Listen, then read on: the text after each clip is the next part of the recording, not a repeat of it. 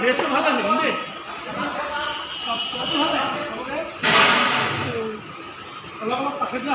বুঝলি আমি কুৰুজনী দামিনী গ্ৰাম্য মহিলা কেটাৰিং গোট।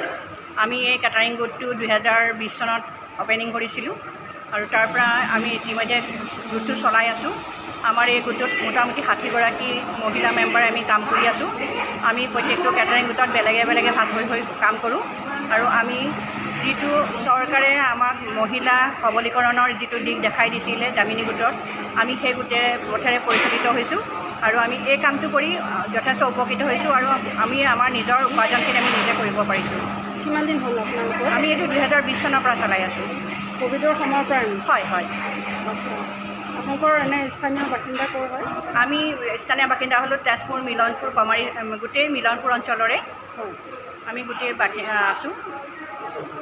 গোট বুলি নহয়, তাৰমানে আপোনালোকে প্ৰতিগৰাকী মহিলা চিলেক্ট কৰি লৈছে আপোনালোকে? আমি সংগঠন হিচাপে খুলিছোঁ, এইটো মহিলা সংগঠন হিচাপে।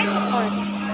চৰকাৰৰ পৰা কিবা আপোনালোকে এনে আবেদন কৰিছেনে, কিবা সুবিধা পাইছে? আমি ইতিমধ্যে আবেদন কৰিছোঁ, কিন্তু তেওঁলোকে ইতিমধ্যে আমাক অলপ চলপ সুবিধা দিছে, কিন্তু আমি যিখিনি পাব লাগে সেইখিনি পোৱা নাই আৰু নিশ্চয় এটা সময়ত আমি পাম বুলি আশা কৰিছোঁ।